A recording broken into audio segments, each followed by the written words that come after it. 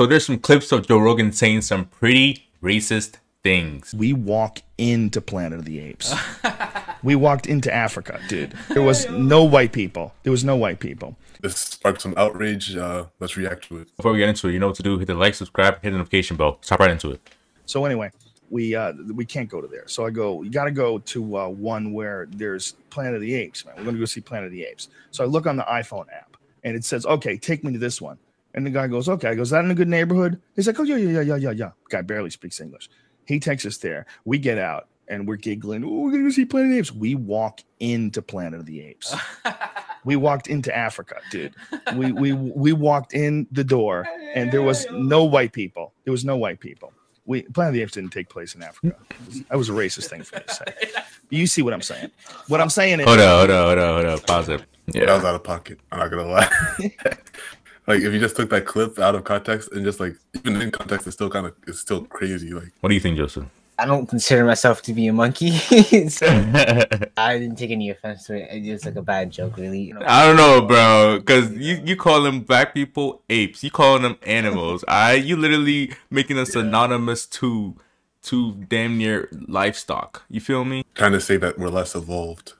Yeah, exactly. Like Alan said, like an ape represents like a lesser human being, basically a human being that hasn't fully developed this prefrontal cortex yet and is like slower in terms of IQ, and you know, obviously in terms of looks it's gonna appear less human than others, you know what I'm saying? So it just dehumanizes the black folk. But at the same time, like you said, Joseph, like you don't see yourself as a monkey, so you wouldn't be offended. But at the same time, you wouldn't want this message to be going around as if it's like, oh, it's okay to say stuff like this, because it's definitely not. This is definitely not something that is okay. You see what I'm saying?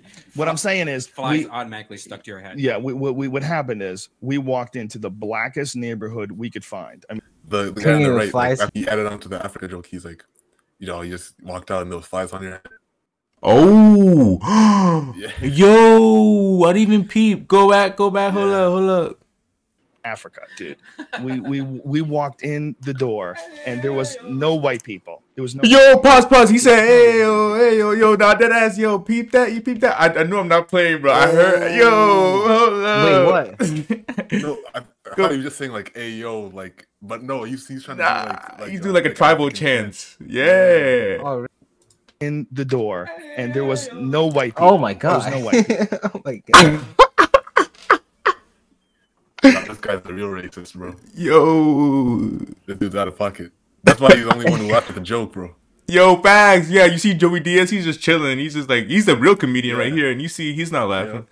That's crazy. This flies automatically stuck to your head. Yeah, what happened is we walked into the blackest neighborhood we could find. I mean, there was literally no white people. It was amazing, and everybody was super cool. You know, it wasn't a negative experience. And this is something I wrote on Twitter, that we all went to see Planet of the Apes in a black neighborhood, an experience I highly recommend. And all these fucking people started calling me a racist. I mean, dozens. No way he just said that after he made a terrible racist joke, man. Yeah, bro. You can't say that after you just said Planet of the Apes, bro.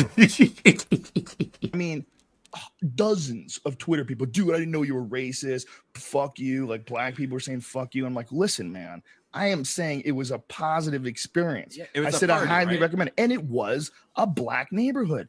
And we get in there, right? And we're so giggly high. We're like, oh my god, we're so high. And then I realized, like, whoa, everyone's black here. Like, well, I mean, everyone's black here. This is crazy. And then a bunch of people recognize me and they start want to taking pictures, and it's all good. Everybody's cool and friendly. Cool as shit.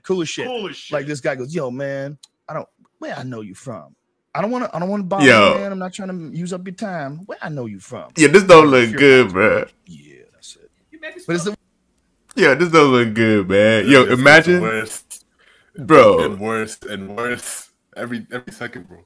Bro, I could just imagine like a white person like having like a black puppet in their hand, and then just like imitating like the like, I guess, the Tyrone voice.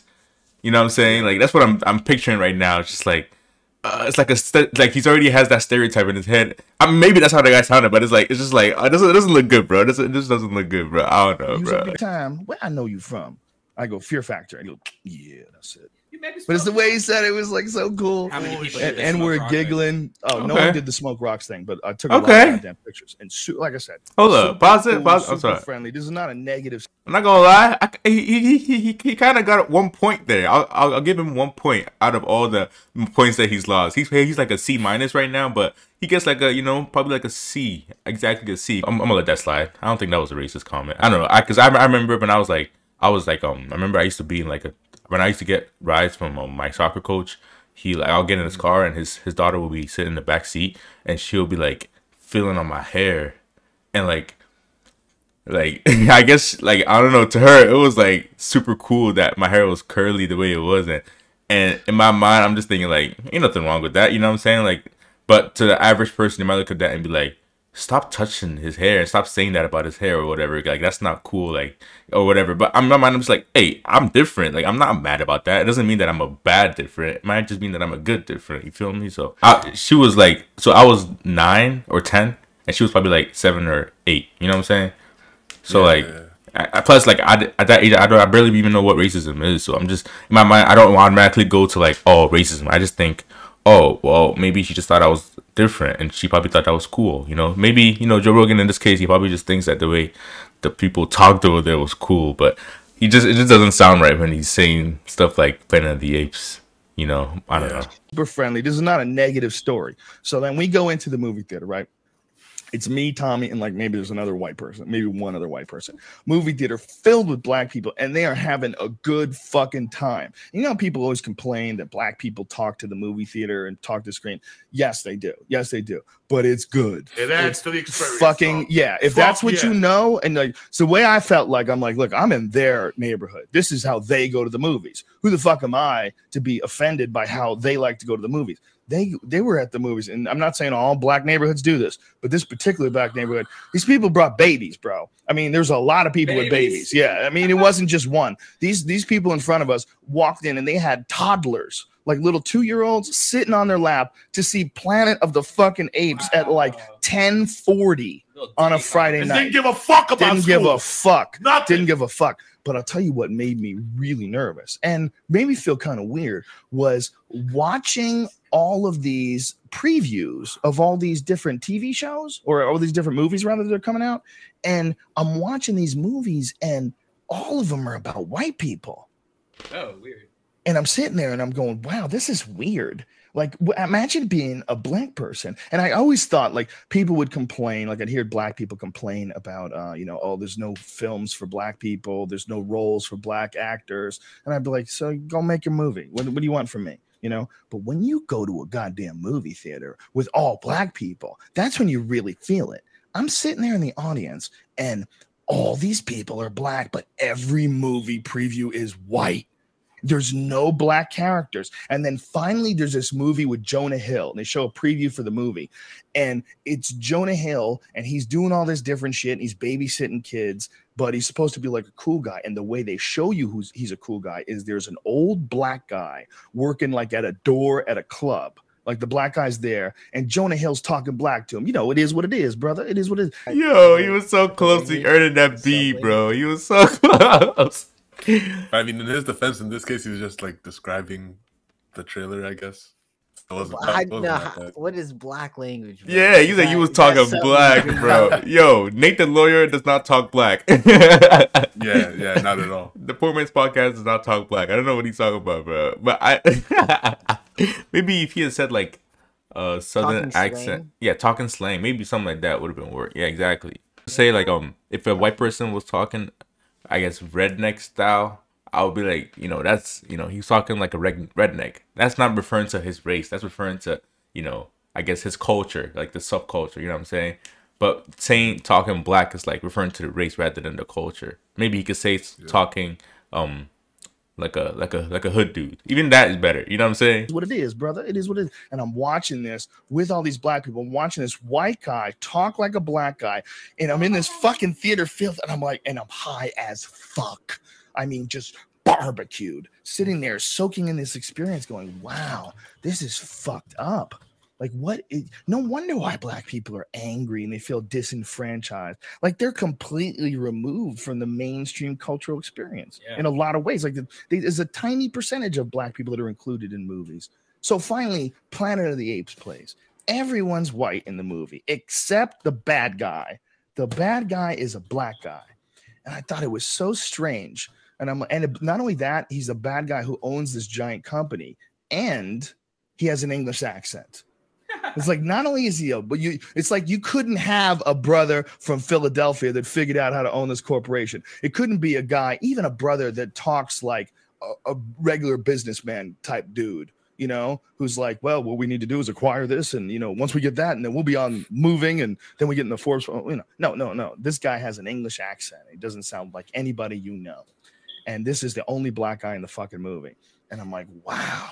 And then the rest of the movie is just badass monkeys, just badass chimpanzees. So was the CGI awesome? Was it? Oh my God, is it good?